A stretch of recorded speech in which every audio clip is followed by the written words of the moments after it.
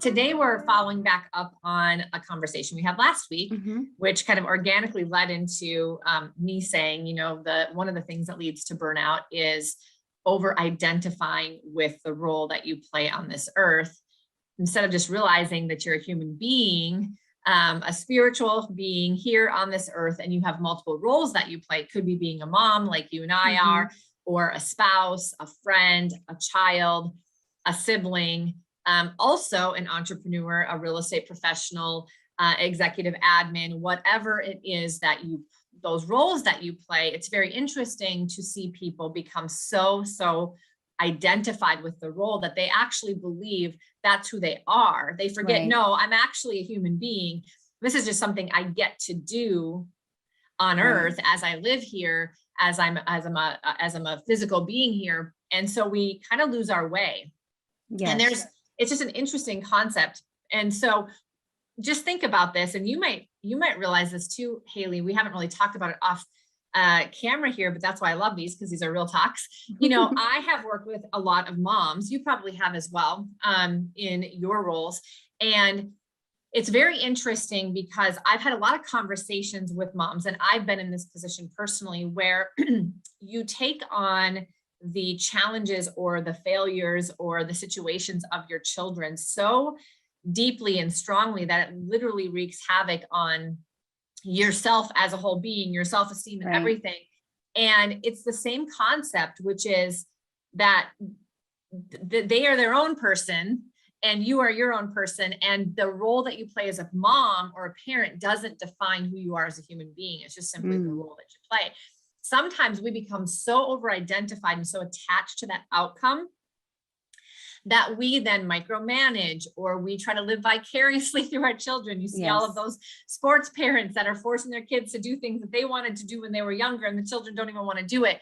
This is all an actual egoic reaction that we have because we feel like whatever happens to our children is a direct reflection of who we are.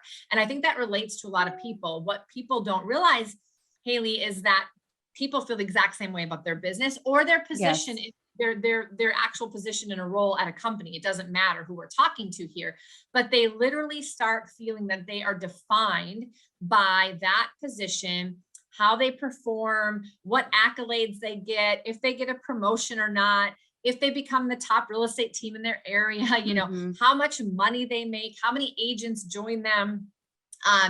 All of those things. All of a sudden, this becomes extremely personal. And what's happening is we forget and lose our way that we're a human being, and this is just a role we play. Instead, we start becoming the business. And there's a whole bunch of problems that happen with that we can get into today if you want.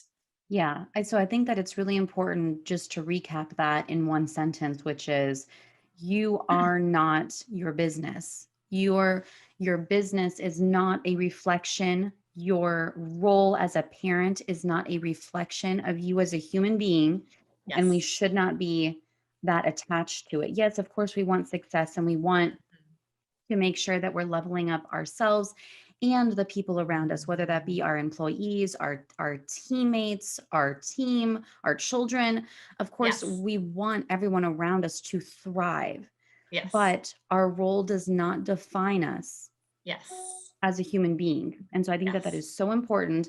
And we could for sure do a whole week-long hour-a-day series on what it is like to go from being a stay-at-home mom to being a CEO of a business, because I think that if our listeners wanted to hear more about that, you and I could talk more about that. But as it, bleeds into our conversation today, tell us, Cari, a little bit more about what does it look like when you allow yourself to become so attached to your title that it starts to hinder your business or the people around you? How does that bleed into the ego, and what happens there? Yeah. So before I answer that question, let's do that, Haley. Let's talk about that, because you were a stay-at-home mom and then moved into a very powerful role and did become quite over-identified. I did the exact same thing, but I did that in the real estate side of things.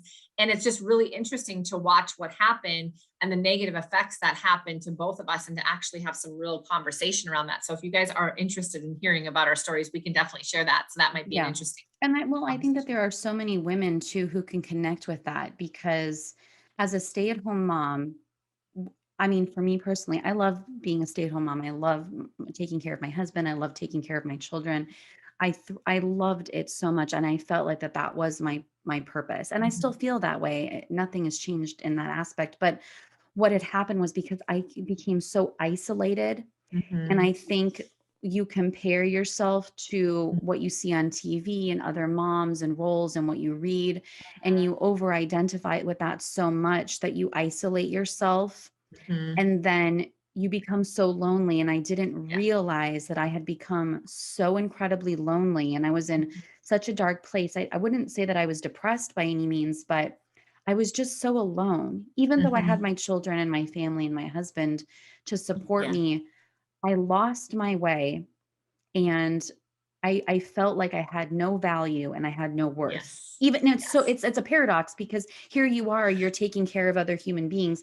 And I Yeah. can see how, as a leader for a team or for a business, if you're a CEO, Yeah. an executive, The same what thing the happens. same thing happens. Yeah.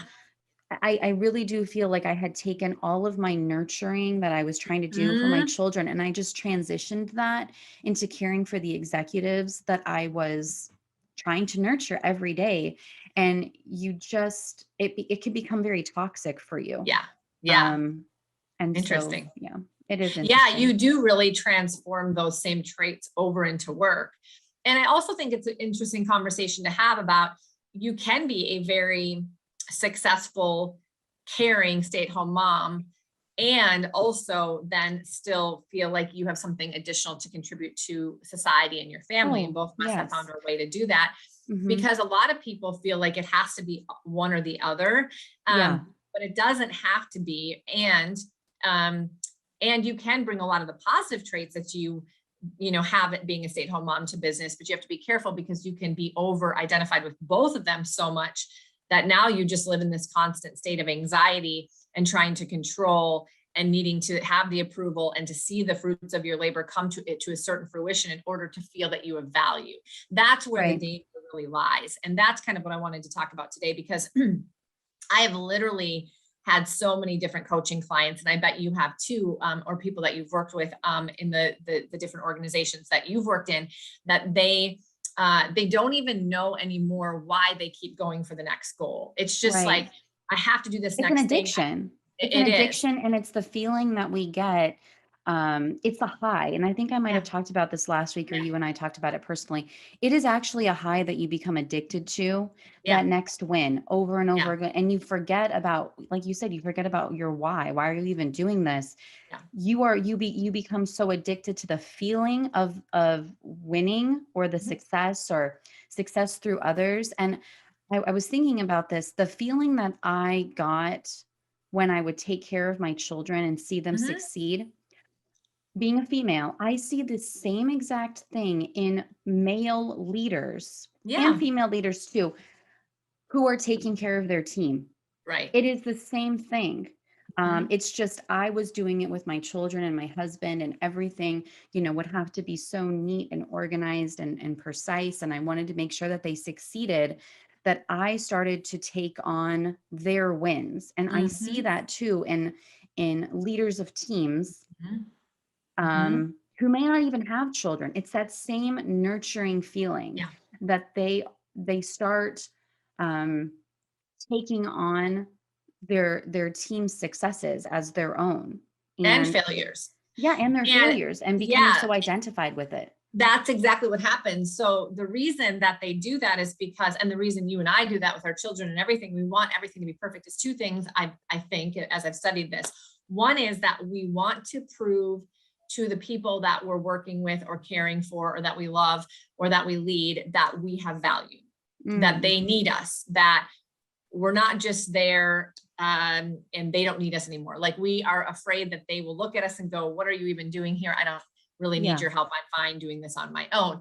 And of course, that's scary when we think about it from a perspective of our children or our significant other, but it is really scary for people who build organizations, because if everybody left them, they don't have an organization. So it's about proving that they are needed and are worthy. And then the second part of it is that they get so, they believe that it is all about them, not in a bad egotistical way, but like they have to wake up every day and do everything Yeah. for their people and provide every piece of value and every lead and every so obsessed with that, because it is that value that they need to prove that then turns into this idea that this is why the success is the way it is.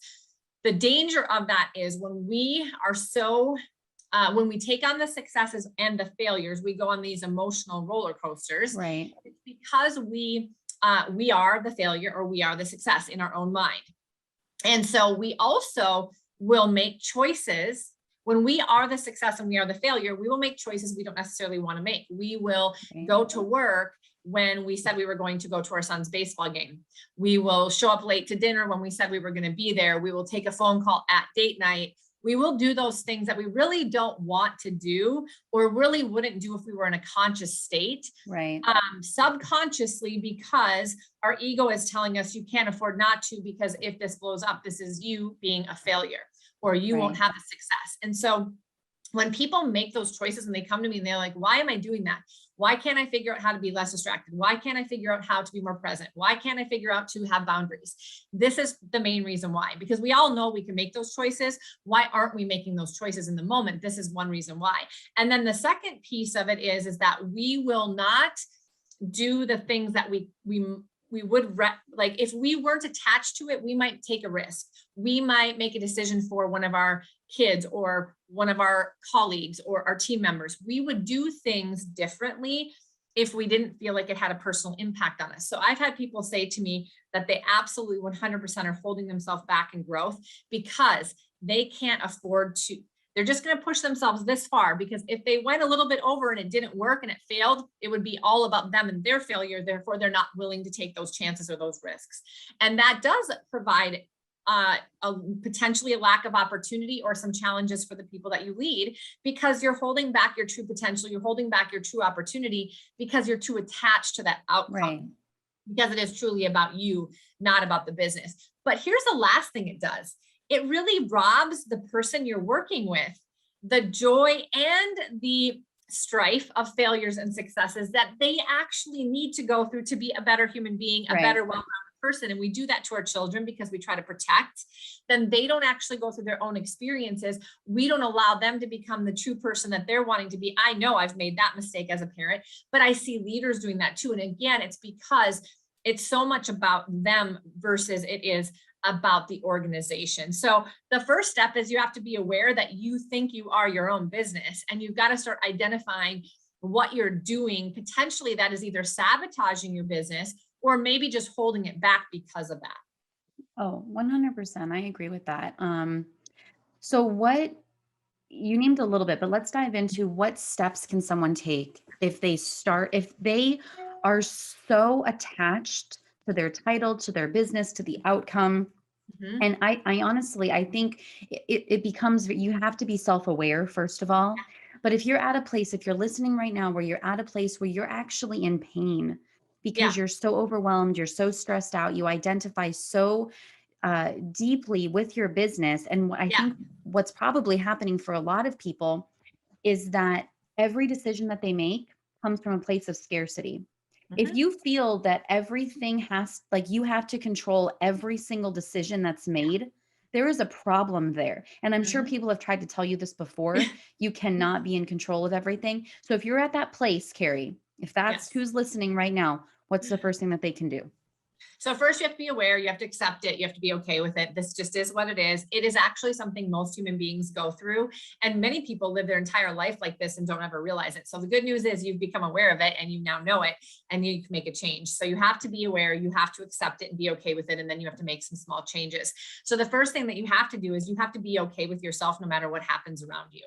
And this is where people are lacking. It's why they require control. It's why they want to have the successes of others kind of be on them. It's why they want to be the one that's being needed and recognized. It's why they believe that the successes and failures are them, because they're looking to exterior relationships, roles, positions, people to make them feel worthy and good about themselves. So the number one thing that you have to do is you have to eliminate all those things, and you have to figure out how you're happy with yourself no matter what happens. Yeah. And I think this is a great way. I don't know that there's any other step than that besides becoming aware of it. You've got to now change your thinking to, how am I okay no matter what happens to my business, my relationship, my friendships, if my children go to college or not, whatever's important to you, right? You have to know that if all of these things happen, you still are okay. No matter what, you feel good about yourself, you're still worthy. And that is the inner work that most people never go through, which is why they're continually looking for the outside and why they become over-identified with all these other things. Because you are naturally going to go to other things if you aren't okay in yourself. You're seeking for something from other people, which, by the way, never is going to be the same as if it were internal. So when I was really researching this a lot, the number one thing for leaders was to absolutely hone in on their personal growth and development, their spiritual growth. And they realized that as a human being, no matter what happened around them, that they would be okay. That's when they were able to kind of detach and go, this is my business. This is just a role I play. This is my relationship. This is a role I play. Right. These are the things, but this is truly who I am as a human being. And I'm good with who I am no matter what. I actually had a conversation with somebody who said, one time that he was walking out of a meeting, and his attorney was like, how do you even sleep at night? And he's like, what do you mean? And he goes, do you know, you just signed on like a $3 million personal loan here for this project. What if this doesn't work? If I did that, I wouldn't be able to sleep at night. And he was like, oh, I guess I never thought of it till you brought it up. Thanks, kind of joked about it. But his aha right there was that the reason why it didn't matter to him and he didn't stay up at night was because at the end of the day, if it didn't work and it failed, he knew that he'd still be okay, because he has rebuilt other businesses. He built that one. He'd do it again. And he accepted the reality that this was just a journey he was on. It wasn't about him. And so if it failed, it might've been part of the plan, and maybe he was supposed to pivot and shift. Like, he wasn't going to over obsess with the result of it, because it really didn't matter what the result was. He knew that this was just kind of what he got to do here on earth. And so I'm just going to go with it. And whatever happens, happens. No matter what, I know I'm still going to be okay. And most people, if their business crumbled today, they don't know if they would be okay. That's the problem. A lot of people, if their relationship ended, they don't know if they'd be okay. And I'm not telling you to go out there and think that all of these bad things are going to happen.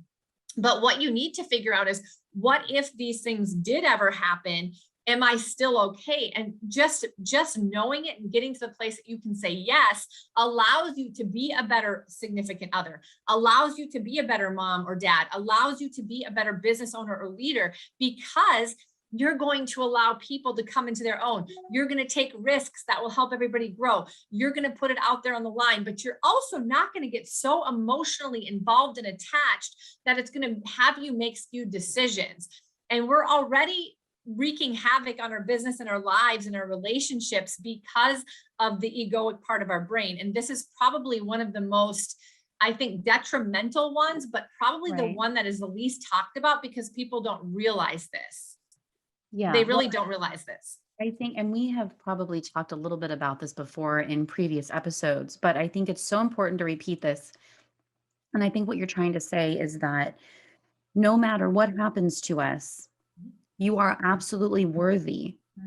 You are worthy. And I think a lot of our fear in attaching ourselves to things that happen externally, we attach ourselves to outcomes externally, is because we have a deep-rooted fear that we are not worthy.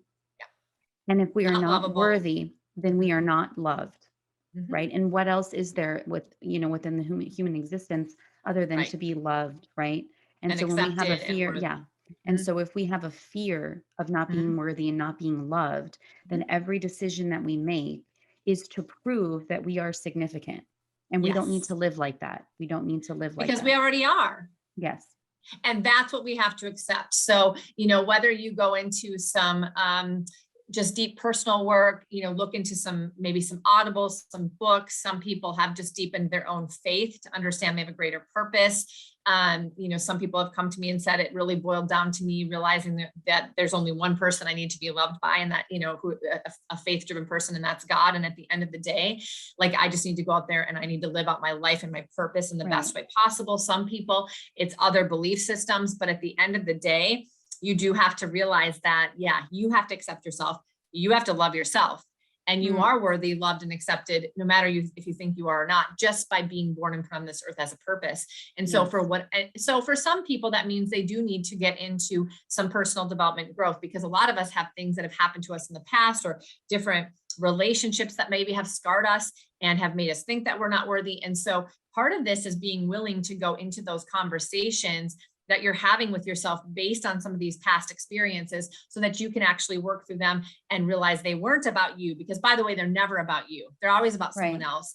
But but we feel like it's about us. And so we need to work through that and understand that, and sometimes repair those relationships, or just get into our own self-talk and be able to kind of forgive and let go in order to move forward. Because this brings it all around as we end our episode today, Haley, to the full circle, which is the belief that you and I have, and we know this to be true both in our personal and professional lives, which is there are no business problems, there are just personal problems leaking into business. The reason why is because those personal problems that you carry around with you that make you feel like you're not loved and worthy are exactly why you're doing the things that you're doing in business that are actually not serving you and your business well.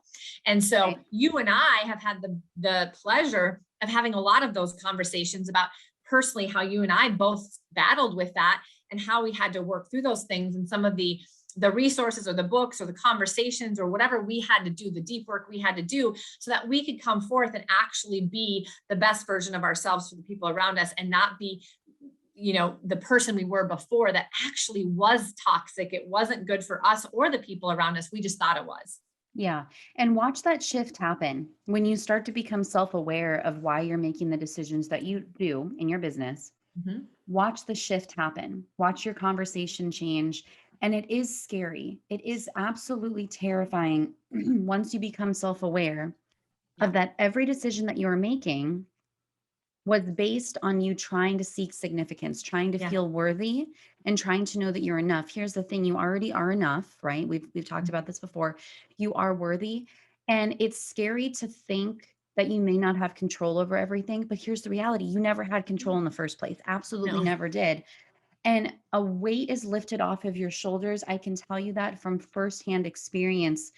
Once you accept that you are worthy and that you're loved and that you are enough, and you stop making these decisions based on fear, your entire life will change, because your lens has changed. The way that you view the decisions, your life, the people around you, the conversations that you have, it's not scary.